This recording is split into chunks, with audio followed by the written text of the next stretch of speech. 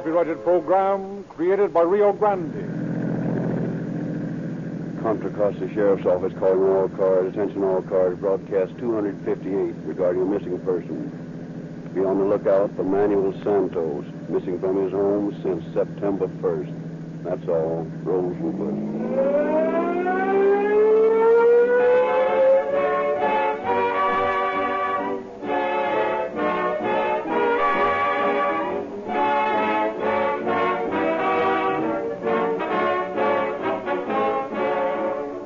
Crisp, wintry weather sneaking up on us, your car needs more than ever the teamwork of smooth-flowing, wear-resisting Riolube motor oil and fast-charging Rio Grande cracked gasoline. Riolube, the 100% paraffin base oil, is sold in cans, not only to prevent dilution or substitution, but to keep it clean so that it may fulfill our promise that motor heat, speed, or winter cold cannot break it down. Riolube will protect every moving part of your motor, and it costs but a quarter a quart. Better put some Rio Grande cracked in the tank, Dr. Lindsley. Oh, yes. But I think I need only remind you, friends, that if you want the best your car can give, you cannot afford to power it with anything less than the gasoline which is found in the tanks of more police cars, fire engines, ambulances, and other public serving equipment wherever it is sold than any other brand. Get Rio Grande cracked. The gasoline that is first with those who know gasoline best.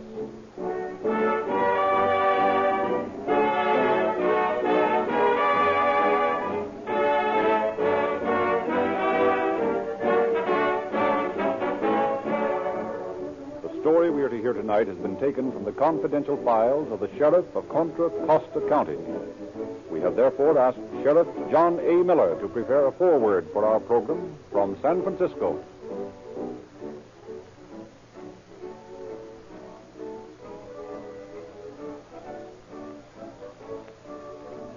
Recently, I heard a celebrated psychologist say that crime is essential to civilization. In all my career as a peace officer, I have not found that to be a true statement. I have found that crime is an ever-present problem, but I cannot agree that it is an essential one. The psychologist is treading on dangerous ground, in my opinion, when he recommends the breaking of bad laws as a means of eliminating them.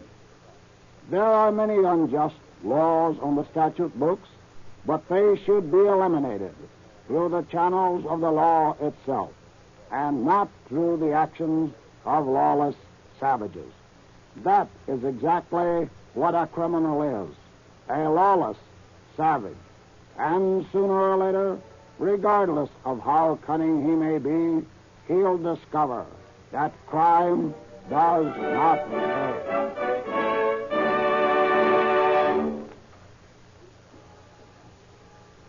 In an Oakland radio station, a program is just being concluded. And as the concluding number on the Portuguese hour tonight, Manuel Santos will sing Trianita.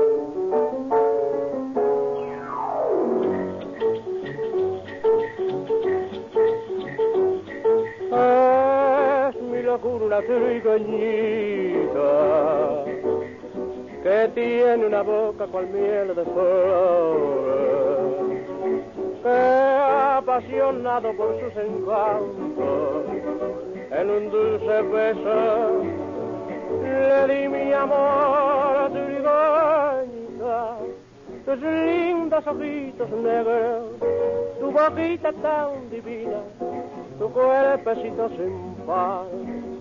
Tal parece una diosa alabastrina y ojitos cual la serina, de hermosura sin igual, trigueñita. Yo me siento enamorado desde aquel día sagrado que nos juramos amar. Trigueñita, eres tú la mujercita de más sabrosa boquita que labios pueden besar.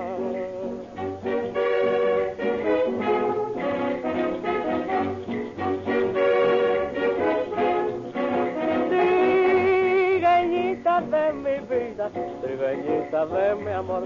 Ven, cuchunga, ven, mamita, que me muero de dolor.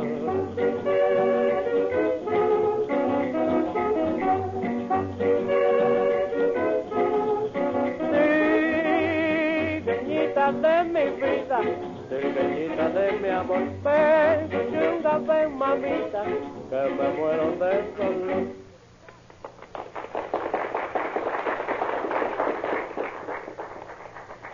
Our scene shifts now to the town of Rodeo. 2 days later, Manuel Pino talks to his friend, Mario. Mario, you have seen Santos? Not today. I don't see him since Tuesday. Tuesday, that's just 1 day ago. No, but he told me Tuesday morning he was going to Oakland to buy a new radio, and I don't seen him since. He was on the radio program Sunday night, no? Sure, he sang a couple of songs, one in Portuguese and one in Spanish. I know, I heard him. Well, anyway, he was at home when I leave for work Tuesday morning. That's when he told me he was going to Oakland to buy the radio. But when I get home, he's not there, and he's not been back since. Oh, well, maybe he decided to have good time in Oakland. No. I don't think he would do that. He do not want to lose his job at the smelter. You know, would stay away from work unless something had happened to him. But what could happen to him? I don't know. There were some guys around here who don't like him. They're jealous because he sings on the radio and all the girls they rave about him. Nobody's doing nothing to Santos. He's too popular. Just the same, I go to Oakland and look for him. I go with you. I got to pay speeding fine in Berkeley. How about we take your car? Mine, she's not running so good. All right. But I got to come back by 4 o'clock. We better start about noon. Okay, pick me up at my house at noon.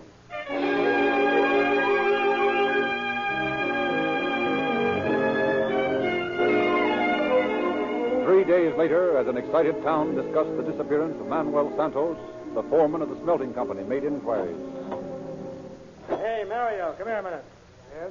Where's Santos and Pino? Have you seen either of them? No, not since Wednesday. I see Pino Wednesday. Well, how about Santos? Has anybody seen him this week? I don't think so. We went to Oakland to look for him, Pino and me. We couldn't find him. Well, Pino hasn't been to work this week either. That is, since Wednesday. I'll fire that guy when he does show up. Maybe something happened to Pino, too. They'll probably both show up with a terrific hangover. Pino, maybe, but not Santos. He would not stay away from work if there was not something wrong. Now, what makes you so sure of that? He worked hard and saved his money. He got lots of money in the bank. Besides, he would not miss the radio program tomorrow. He must have practiced this afternoon. Well, maybe you're right. But if them two birds show up drunk, I'll can them both.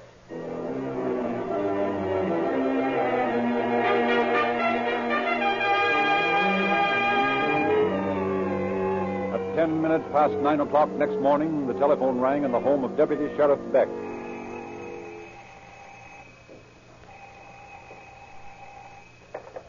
Hello? Ralph? Yeah.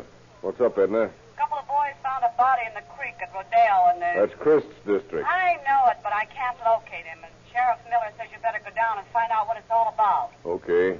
Call the coroner and the DA's office for me, will you? And I'll go down and look the situation over. All right. You find the constable, Gene Shea, down there already. I'll be seeing you.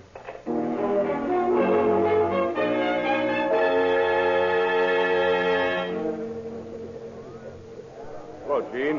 What's coming off around here? Lots of excitement in the Portuguese colony. How come? Yeah, word got around pretty fast, and we found the body in the creek a while ago. There's a lot of speculation as to who it might be. That so?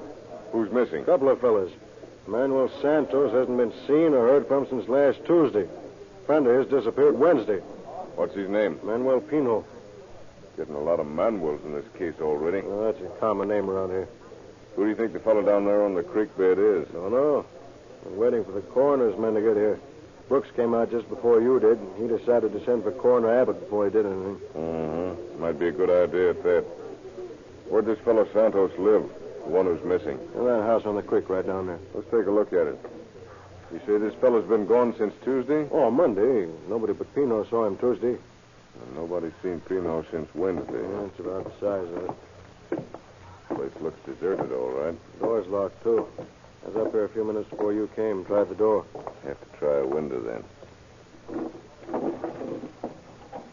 Key's on the inside. These places never are locked up very tight. Seems to have been a fight of some kind going on in here lately. I'll say. Blood all over the place. Let's take a look at the back part of the joint. Looks like somebody's really looking for something, judging from the way things are torn up. Wonder why they'd stop to tear pictures out of an album, though. No telling. Uh-oh. There is something. Where? Take a look at that washtub there. Bloody blankets. Well, looks like we got a first-class murder on our hands. Yeah, but who's murdered? Santos or Pino? Maybe neither one, maybe both. Who knows?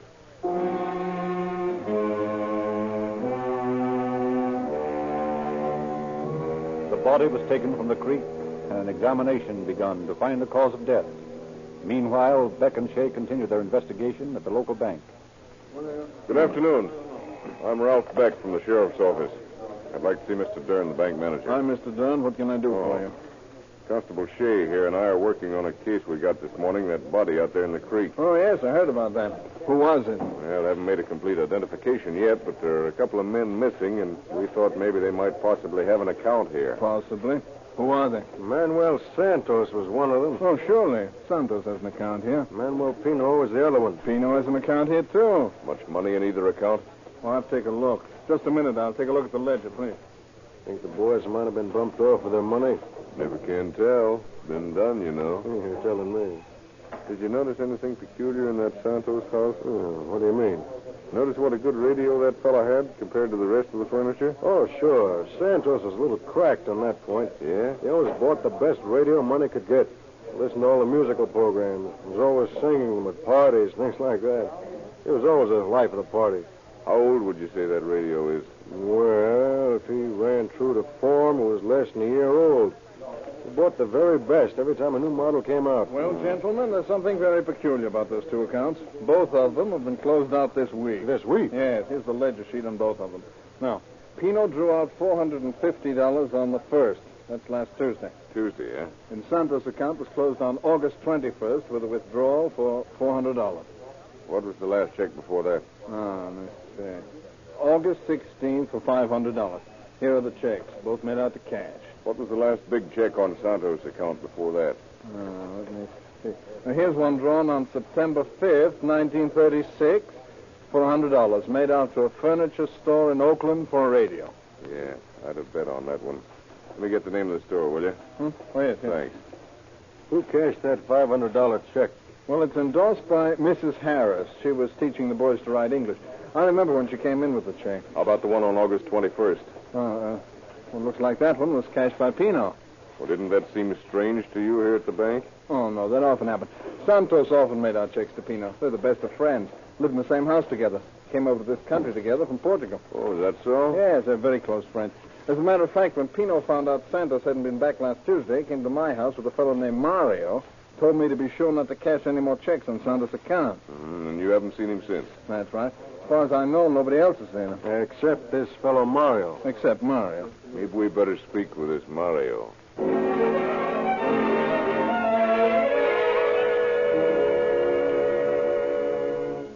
Mario, I understand you went to Mr. Dern's house with Manuel Pino Tuesday night. That is right. Why? Pino wants to be sure nobody takes Santos' money out of the bank. And the bank is already closed that day. Well, what did you do then? Well, I agreed to meet Pino the next morning as soon as the bank was open up. I had to pay speeding fine in Berkeley.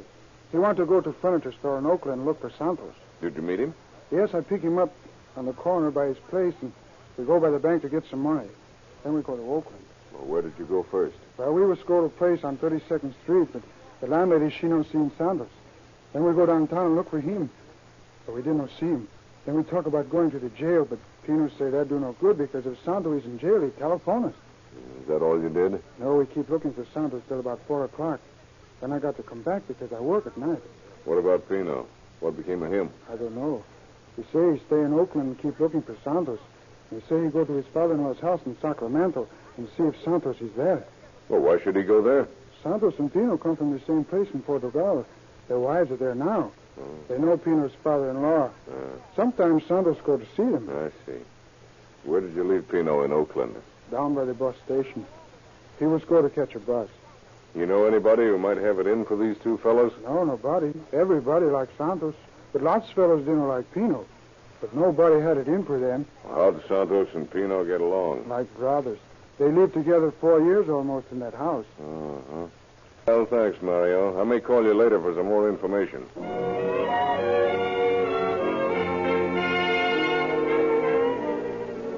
The audit completed, Deputy Beck conferred with Sheriff Miller.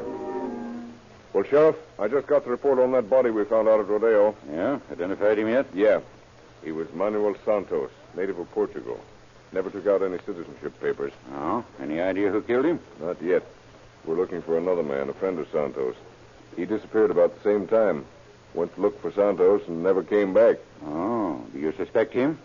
Well, from what I can learn from the friends of the two men, this Pino would be the last person in the world to want to harm Santos. Any idea where he might be?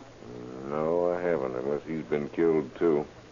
Both men drew quite a lot of money out of the bank about the same time, and both of them may have been murdered. Well, don't pass up any bets, Ralph.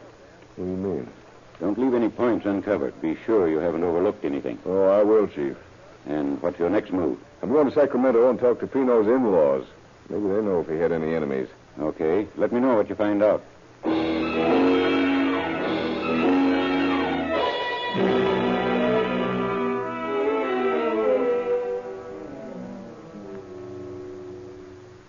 Now, Mrs. Silva, just when did you see your son-in-law last? I have not seen Manuel Pino for 2, maybe 3 months. Was he in the habit of coming down here frequently? He used to come more often, but lately he has not been around. Well, your daughter, Pino's wife, where's she? She is in Portugal. Oh, you left her there with Manuel when you came here? Yes. Do you happen to know if Santos and your son-in-law ever had any trouble with each other? No, they were like brothers, those two. Uh-huh. You're sure Pino didn't come here last Wednesday? He has not been here. You don't happen to know why he hasn't been around lately, do you? Well, we lent Manuel $500 when he come to this country. He never paid it back. We told him not to come here again until he was ready to pay it. 500, huh? He owed my brother in Portugal $400. He never paid that back. I see. Where did Pino come into this country? I mean, where did he land? He came to Newark in New Jersey, I think it is. It was the same place where we landed. He worked for a man there when he first come to this country. His name was Tavares. He owned a store on Market Street. I see. Well, if you see Pino, tell him to get in touch with us, will you? Yes.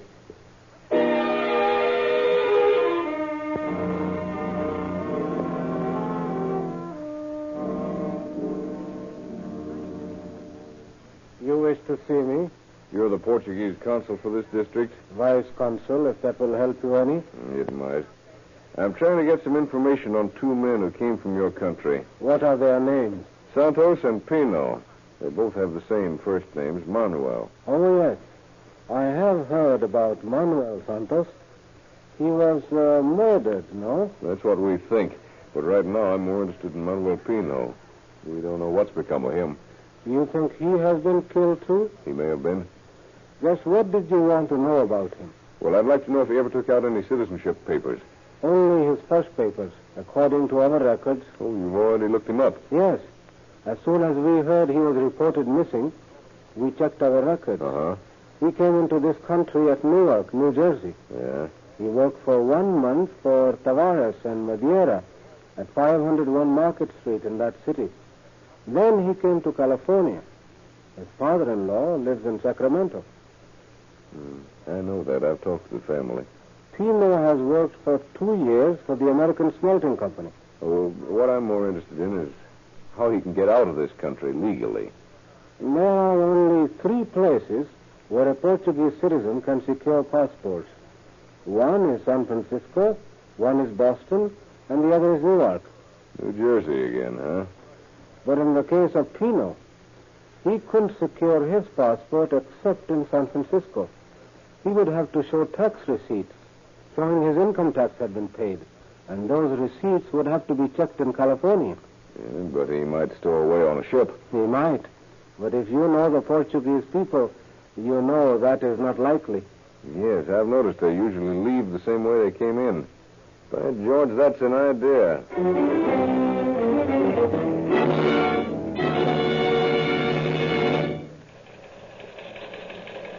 Chief of Police, Newark, New Jersey. Be on the lookout for one Manuel Pino, age 27, height 5 feet 8 inches, weight 175 pounds, brown eyes, dark complexion. Hold and notify Sheriff, Contra Costa County, California. State Department, Washington, D.C. Request notification any passport application by Manuel Pino, Portuguese, wanted for murder. So, you've made up your mind that Pino killed Santos, have you, Beck? Yes, sir, I have. I want to get you to do something for me, Sheriff. All right. What is it?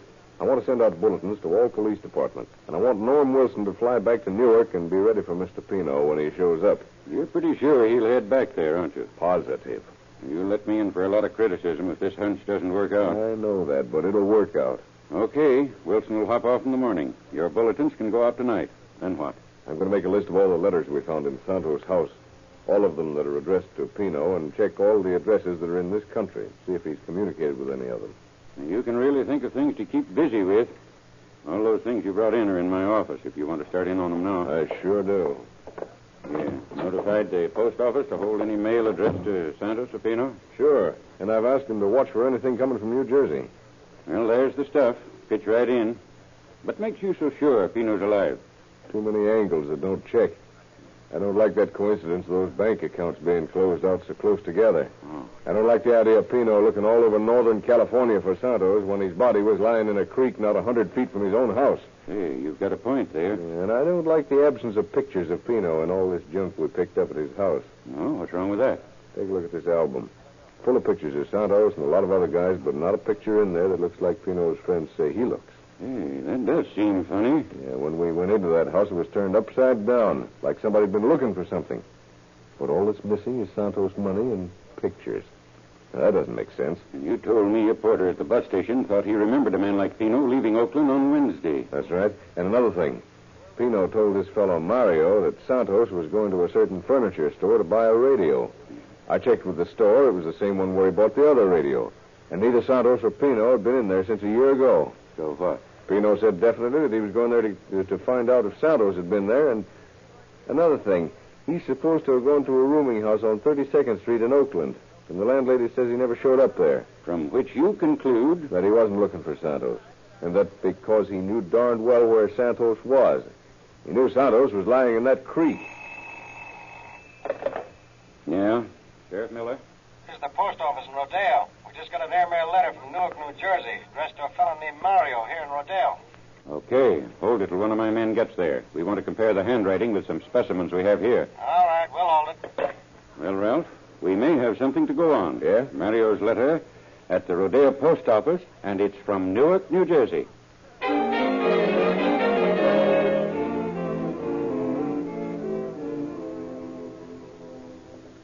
Hello, Mario. Expecting a letter? Maybe. Get much mail in that box of yours? No, not much. Bills once in a while, that's all. Yeah, looks like you got more than bills this time. A letter? By airmail? Yeah. Not from Newark by any chance? Yes, it is. How you know? Just guessed it. I wonder who it's from. I know nobody in New Jersey. Why don't you read it? Look. It's from Pino. Manuel Pino. He's in Newark, New Jersey. That's all I wanted to know.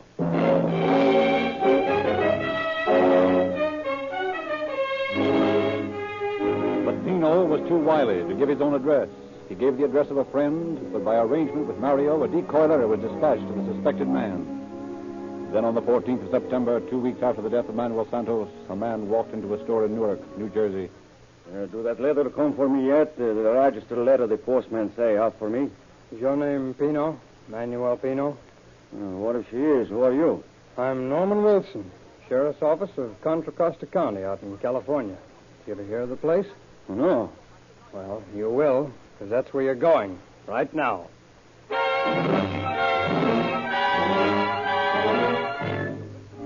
Vehemently denying his guilt, Pino was brought back to California to the office of Sheriff Miller. Sit down, Pino. We want to ask you a few questions. I got nothing to say. We'll find out about that. Why did you kill Manuel Santos? I did not kill him. You're the last person to see Manuel Santos alive. I did not kill him. Who did? I don't know. You see all those people across the street when we brought you in here? Yeah, I saw them. You know who those people are? Sure, they live here. They're your friends, aren't they? I suppose so. And they're Manuel Santos' friends, too, aren't they? I guess so. Come over here to the window, Pino. Listen to the welcome your friends have for you. No, don't let them take me. No. You want to go out there and argue with them about whether you killed Santos? No, do not let them get me. No, do not let them get me. Lock me up. What for? You say you Don't let them get me. Lock me up. What for? You say you didn't do anything. Why should we lock you up? Anything? Why should we lock you up? I kill him. Yes, I do it. I kill Manuel. I kill him. All right, start talking. Why did you kill him? It was his voice. I no could stand that voice. All the time he was singing. Night and day. In the house, at work, in the car. Always he was singing. One night, or Sunday night, he'd come home from his radio program.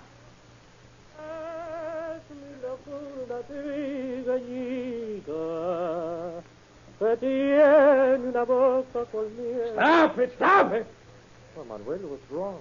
Do you not like my singing? I no can stand it. You never get tired of your own voice. Of course not. I love to sing. That's why I buy the good radio, so I could learn a new song. So I can sing it to my friends. All the time you sing to your friends. All the time you are the life of the party. Sure. All the time you make the hit with the girls. While I, Manuel Pino, must sit back and listen to that jackass way you call your voice. You do not like my voice? I hate your voice. It is not a voice. It is a frog croak. You do not think I can sing? You can sing better, perhaps? If I could not, I would cut my throat. You would like to cut my throat, perhaps, huh? Then you could have all. Here, you think to yourself. You do not think I know what you have done to me, do you? You do not know that I found out that you have forged my name to the checks that I banged to you. You do not know that I found out that all this time you have been stealing from me. Stealing from me. You say you cut your throat if you cannot sing better than I. Better than I. Very well. Very well. There is my razor. Cut it for you. Or shall I cut Away it from for me, you? Manuel. You keep away from me, Manuel. You keep away. Keep away. And that be the way it happened. He attacked me, so I killed him. I have to do it. I get it. The old self-defense racket, eh? Manslaughter instead of murder. Is that it? Yes, that is it. That is the truth. I've told you how it happened. Oh, you got it all figured out, haven't you, Pino? You think you'll get off with manslaughter and be out roaming around again in 5 or 6 years. Is that it? Maybe. Who knows? I do. Well, you may get away with this. I don't know. But I do know one thing.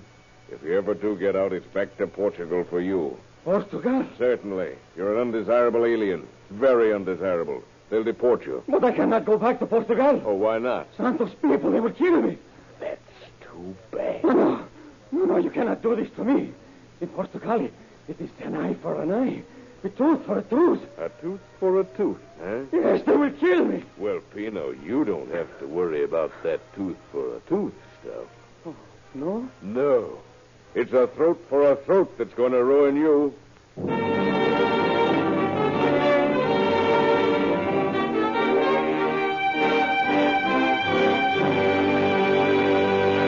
In just a moment, we shall hear the concluding facts regarding our program. Meanwhile, if you have motoring problems, I suggest you solve them with pure 100% paraffin-based Realube, the motor oil that defies the weatherman and your greatest speed. Solve them with Rio Grande Cracked, the motor fuel of real police car performance, the most highly recommended gasoline sold in the West. Pino was found guilty of manslaughter and sentenced to San Quentin for a period of 1 to 15 years. Upon the completion of his sentence, he will be deported to his native land, where the relatives of the murdered Santos wait to impress upon him that crime does not pay.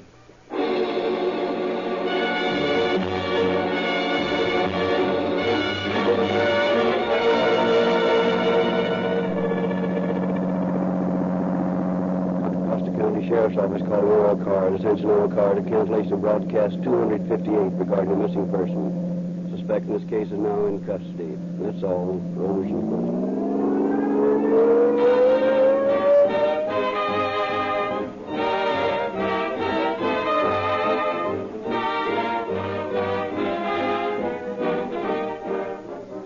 This is your narrator, Frederick Lindsley, bidding you good night for Rio Grande.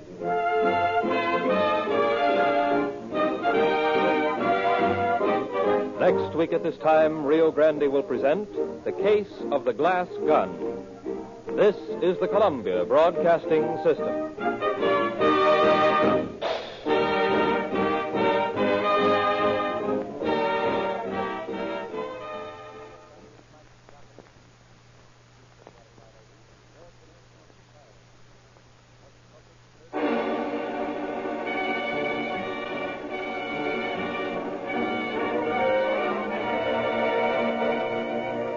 Calling all cars, a copyrighted program created by Rio Grande. Calling all cars, attention all cars to broadcast 259 regarding a train robbery. Be on the lookout for the following described suspect.